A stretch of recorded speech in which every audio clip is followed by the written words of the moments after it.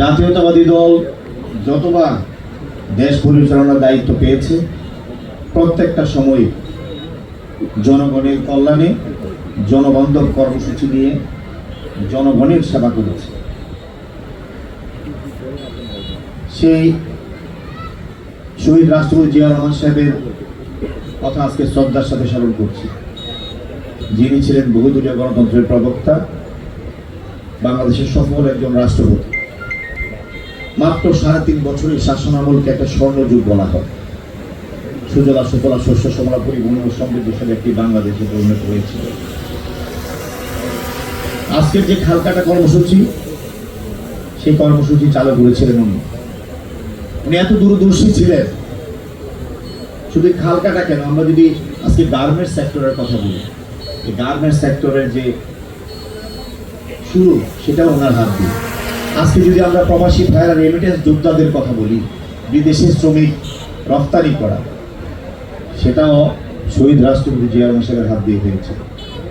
আজকে যদি আমরা চা রপ্তানির কথা বলি, টি বোর্ডের গঠন বলি, চা এই দেশের এই বিদেশে রপ্তানি হতো শহীদ রাষ্ট্রপতি জিয়া রহমান সাহেবের মাধ্যমে হয়েছে। এই যে খাল কাটা কর্মসূচি, এটা এমন একটা কর্মসূচি, হয়তো বা শুনলে অনেকে বলে খাল কাটলে কি হবে, কিন্তু এটার যে সুফল, এটা যেমনিভাবে আমরা 1977 সাল থেকে যতদিন পর্যন্ত আমরা এই খালগুলো কাটা ছিল, পানির প্রবাহ ছিল, আমরা সেই সুবিধাগুলো পেয়েছি। আজকে সারা বাংলাদেশে শুষ্ক হয়ে গেছে, বাংলাদেশে আজকে পানির প্রবাহ নেই। বিভিন্নভাবে আজকে তার সুফল আমরা পাচ্ছি। দেশনেত্রী বেগম খালেদা জিয়া আজকে আমাদের মাঝে নেই। শহীদ রাষ্ট্রপতি জিয়া রহমানের ধারাবাহিকতায় এদেশের মানুষের জন্য, উনি গণতন্ত্রের জন্য, ভোটের অধিকারের জন্য, স্বাধীনতা সার্বভৌমত্ব রক্ষার জীবনকে উৎসর্গ করে দিয়েছে। জীবন মৃত্যুর সন্ধিক্ষণে কখনো হসপিটালের বেডে, কখনো বাসায় থেকেও গণতন্ত্রের হাল উনি ছাড়েননি। ফ্যাসিস্টকে বিদায় করার জন্য উনি সর্বত সংগ্রাম করে গেছেন। আজকে সেই মহিষী নারী আমাদের মাঝে নেই, আমরা ওনার রুহের আত্মার মাগফিরাত কামনা করি। উনি যখন রাষ্ট্র পরিচালনা করেছিলেন, বাংলাদেশে সেই উন্নয়নের বন্যা বয়ে গিয়েছিল। আজকে আমরা মাননীয় প্রধানমন্ত্রীর কথা যদি বলি, যে মানুষটি 17 বছর বিদেশের মাটিতে বসে 1 সেকেন্ডের জন্য উনি দেশের চিন্তা বাদ দিতে পারেননি, বাবার মতো মায়ের মতো, সেখান থেকে প্রতিকূল অবস্থার মধ্যে উনি দেশের মানুষের জন্য নেতৃত্ব দিয়েছেন আন্দোলনের সংগ্রামে। উনি সেখানে বসে পৃথিবীর বিভিন্ন দেশের বিশেষজ্ঞ যারা আছে, দেশি বিদেশি, তাদের সাথে কথা বলে উনি বাংলাদেশের জন্য পরিকল্পনা করেছেন। বাংলাদেশের জন্য উনি স্বপ্ন তৈরি করেছেন। উনি যেদিন বাংলাদেশে পদার্পণ করেছিলেন, আপনাদের খেয়াল আছে, সে 300 ফিটের সেই গণসংবর্ধনে উনি বলেছিলেন, আই হ্যাভ এ প্ল্যান। এবং সেই প্ল্যানের বাস্তবায়নের আমরা কিঞ্চিত লক্ষ্য করছি মাত্র। আমাদের সরকারের বয়স 1 মাসও হয়নি, কিন্তু আমরা দেখতে পাচ্ছি যুগান্তকারী কিছু পদক্ষেপ উনি মানুষের সামনে, জাতির সামনে উনি বাস্তবায়ন করে যাচ্ছেন। যেই কথাগুলো উনি নির্বাচন ম্যানিফেস্টে এবং আমরা নির্বাচনী জনসভায়, পথসভায়, উঠানোর বৈঠকে আমরা ওনার পক্ষ থেকে, দলের পক্ষ থেকে আমরা মানুষের কাছে বলতাম। বিগত সময়ে কত সরকার গেছে, কত এমপি মন্ত্রী গেছে, কিন্তু প্রান্তিক মানুষের জন্য, গ্রামীণ মানুষের জন্য, সাধারণ খেটে খাওয়া শ্রমজীবী, কৃষক, শ্রমিক, ওলামায়ে কেরাম, খেটে খাওয়া রিক্সা চালক, অটো চালক, সাধারণ মানুষের ভাগ্য পরিবর্তনের জন্য সরকারের পক্ষ থেকে এত জনবান্ধব, এত প্রান্তিক মানুষের জন্য কর্মসূচি খুব একটা নেওয়ার পরিস্থিতি আমরা লক্ষ্য করি না। আজকে আমরা যদি গ্রামীণ অবকাঠামো অর্থনীতিকে মজবুত করতে না পারি, আজকে যদি আমরা গ্রামীণ অর্থনীতিকে মজবুত করতে না পারি, আমরা যদি এই প্রান্তিক মানুষগুলোর পাশে না দাঁড়াই, প্রকৃত অর্থে বাংলাদেশের উন্নয়ন যেটা আমরা বলি সেটা কাগজপত্রে হবে, একটা অংশের উন্নয়ন হতে পারে। শহরের অট্টালিকা থেকে অট্টালিকা বাড়বে, শহরের মানুষ ভালো থেকে ভালো হবে, আর গ্রামের মানুষ গরিব থেকে গরিবতর হবে। প্রকৃত অর্থে আমরা সেই বাংলাদেশের উন্নয়ন আমরা লক্ষ্য করতে পারবো না। প্রকৃত অর্থে বাংলাদেশ উন্নয়নের উচ্চ শিখরে পৌঁছতে পারবে না। তা জাতীয়তাবাদী দলের প্রত্যেকটা সময় সরকারের মূল উদ্দেশ্য গ্রামীণ অর্থনীতি, গ্রামীণ অবকাঠামোর উন্নয়ন। আজকে তার ধারাবাহিকতায় মাননীয় প্রধানমন্ত্রী জনাব তারেক রহমান সাহেব একটার পর একটা যুগান্তকারী পদক্ষেপ নিয়ে চলছে। এর মধ্যে আপনারা ইতিমধ্যে লক্ষ্য করেছেন ফ্যামিলি কার্ডের কথা। এই ফ্যামিলি কার্ড অনেকে মনে করতো আমাদের তুচ্ছ তাচ্ছিল্য করতো, অনেক রাজনৈতিক দলও আমাদের অনেকভাবে বলতো এগুলা উচ্চ বিলাসী কথা, ভোট দেওয়ার জন্য কথা। আপনারা দেখেছেন আমরা সেই ফ্যামিলি কার্ডের ইতিমধ্যেই বাস্তবায়ন হয়েছে এবং একটা পাইলট প্রকল্প চালু হয়েছে। ভৈরবের শিমুলকান্দি ইউনিয়নের ৮ নম্বর ওয়ার্ডকে সেখানে অন্তর্ভুক্ত করতে পেরেছি। আমি মাননীয় প্রধানমন্ত্রীকে ধন্যবাদ জানাই আমার নির্বাচন এলাকা তথা কিশোরগঞ্জের পক্ষ থেকে।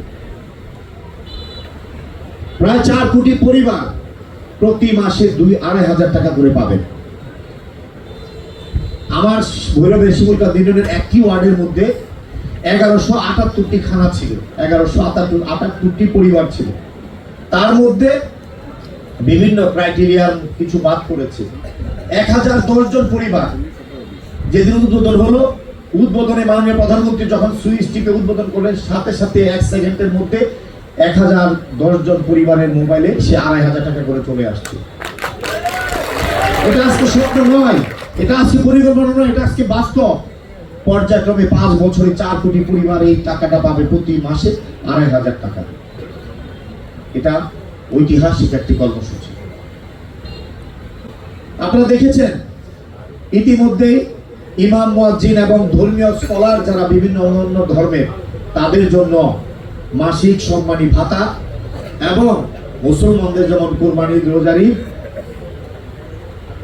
অন্য ধর্মেরও যে বিশেষ দিনগুলো আছে সেখানে তাদেরকে মাসিক সম্মানী ভাতা এবং তাদের বিশেষ দিবসে বোনাস দেওয়া হবে। এই কর্মসূচিও ইতিমধ্যে উদ্বোধন হয়েছে। আমরা নির্বাচনের পূর্বে আমরা বলেছিলাম কৃষকদের 10,000 টাকা পর্যন্ত সুদ সহ কৃষি ঋণ মওকুফ করবো, বলেছিলাম আমরা। মাননীয় প্রধানমন্ত্রী, সাবেক প্রধানমন্ত্রী আমাদের মা দেশনেত্রী বেগম খালেদা জিয়া, উনি 2001 সরকারের সময় 5,000 টাকা পর্যন্ত সুদ সহ কৃষি ঋণ মওকুফ করেছিলেন। আর কোন সরকার করেছিল? আমরা নির্বাচনের পূর্বে কথা বলেছি, নির্বাচনের পরে আমরা শপথ নেওয়ার পর আমার সৌভাগ্য হয়েছিল সেই ক্যাবিনেট মিটিং এ থাকার। মাত্র 9 দিনের মাথায় 12 লক্ষ কৃষকের 1550 কোটি টাকা আমরা কৃষি ঋণ সুদ সহ মওকুফ করেছি। এটা বাংলাদেশের মানুষের জন্য, এই সরকারের জন্য একটি অত্যন্ত সফল একটি কর্মসূচি, যেটা এত দ্রুত সময় বাস্তবায়ন হয়েছে ইতিহাসে নয় বাংলাদেশে। কিন্তু তাই নয়, আমরা কৃষকদের কৃষি কার্ডের কথা বলেছি। সেই কৃষি কার্ডের কার্যক্রম, জরিপ কার্যক্রম চলছে। আগামী মাসের 14 তারিখ, এপ্রিলের 14 তারিখ সেই কৃষক কার্ডের উদ্বোধন হবে। মাননীয় প্রধানমন্ত্রী উদ্বোধন করবেন। প্রতিটা কৃষক, আপনারা যারা ধান চাষ করেন, শস্য, সবজি, বিভিন্ন ধরনের, ইভেন কি যারা খামারি, হাঁস, মুরগি, গরু খামার, আপনারা ওই কৃষি কার্ডের আওতায় আসবেন। আপনারা যারা পাট চাষি, রেশন চাষি, আমার মন্ত্রণালয়ে পাট চাষি, রেশন চাষিরা আছে, আমরা সেটাকে ইনক্লুড করেছি।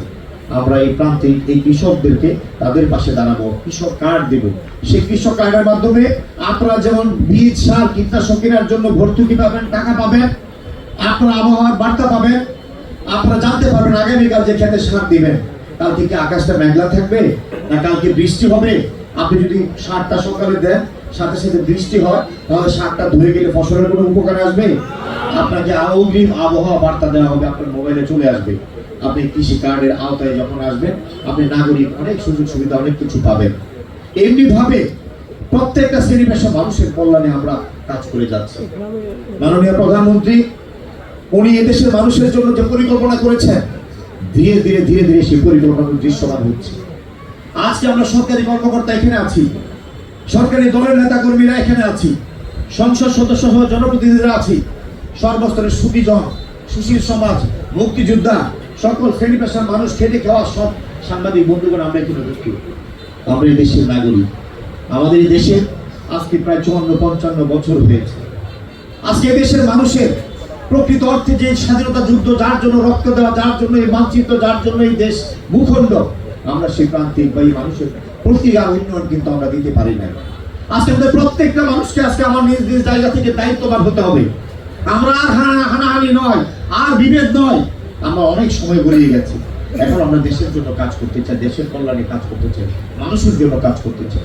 আমরা এই সরকার আমাদের 5 বছরের জন্য ম্যান্ডেট দিয়েছে জনগণ। আমরা আমাদের সময়গুলোকে যথাযথভাবে ব্যবহার করে এই এই এলাকার মানুষের কল্যাণে আমরা কাজ করতে চাই। আমরা একটা ন্যায় ভিত্তিক ইনসাফের এবং মানবিক সমাজ ব্যবস্থা গড়ে তুলতে চাই, যেখানে সকল মানুষের কথা বলার অধিকার থাকবে, যেখানে জবাবদিহিতা থাকবে। আমরা সেই পিছনের অন্ধকার জগতে আর ফিরে যেতে চাই না, যেখানে শুধু ছিল হামলা মামলা, অত্যাচার, গুম, জুলুম আর লুটপাট আর দুর্নীতি। আমরা সেই অন্ধকার যুগে ফিরে যেতে চাই না। এদেশের মানুষের কল্যাণে আমরা কাজ করতে চাই। আমাদের সীমিত সম্পদের মধ্য থেকে রাষ্ট্রকে আমরা একটা উচ্চতর জায়গায় নিয়ে যেতে চাই। সেই ক্ষেত্রে আমরা সবাই দায়িত্ববান হব। আমাদের মধ্যে সততা আনতে হবে, দুর্নীতিকে আমাদেরকে একদম দূরে থাকতে হবে, মাদককে না বলতে হবে। আমাদের যুব সমাজ থেকে মাদকের ধ্বংস হয়ে যাচ্ছে, তাই প্রত্যেকটা জায়গায় আমাদের যুব সমাজকে তাদেরকে প্রস্তুত করতে হবে, আগামী প্রজন্মকে প্রস্তুত করতে হবে। তাই প্রত্যেকের জায়গায় দায়িত্ববান হতে হবে। আমরা যারা সরকারি কর্মকর্তা কর্মচারী আছি, রাজনীতিবিদরা আছি, আমরা যদি সঠিক হই, আমরা যদি মনে করি যে হ্যাঁ আমরা আমাদের এলাকার মানুষকে ন্যায় এবং ইনসাফ দেব, মনে করি যে এখানে কোনো শক্তি নাই যে আমাদের এই সমাজকে ধ্বংস করবে, সমাজকে কলুষিত করবে, আমাদেরকে একটা টিম ওয়ার্ক হিসেবে কাজ করতে হবে।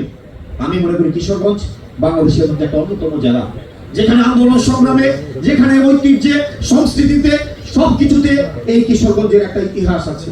এই কিশোরগঞ্জকে আমরা অতীতে অনেক বড় জায়গায় নিয়ে যেতে পারতাম, কিন্তু আজকে আমরা সেই জায়গায় নিতে পারিনি।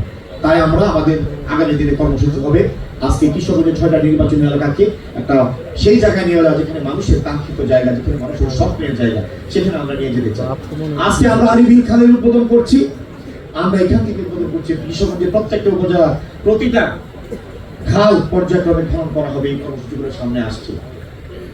1979 সালের নিতিঙ্গা এবং পাগলা দুটি খাল এই নিকৃতে খনন করা হয়েছিল। আজকে প্রায় 49 বছর পর আবার আমরা এখানে নিকৃতে আমরা এই আরিবিলের খাল খনন কর্মসূচি উদ্বোধন করব।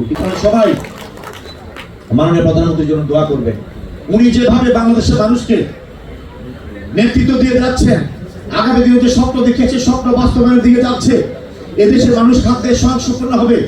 আমরা সে প্রাকৃতিক ন্যাচারাল মাছ, কই, শিং, মাগুর, এই জিওল মাছগুলো আমরা খেতে পারি না। খাল বিল ভরাট হয়ে গেছে, পানি নাই।